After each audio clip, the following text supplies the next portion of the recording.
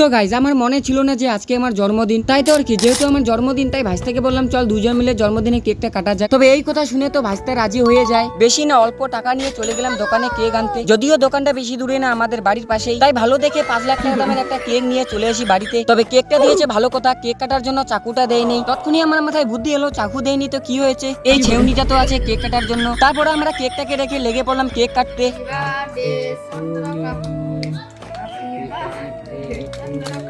Cake কাটা complete করে লেগে পড়লাম আমরা একে অপরের সাথে কেক খাওয়াতে। তবে তোমাদেরকে না দিলে হয়, এই যে নিয়ে নাও একটু তোমরাও খাও। তবে লাস্টে কেকটা এমন ভাবে খেলাম মনে হয়তো বাপের জন্মও খাইনি।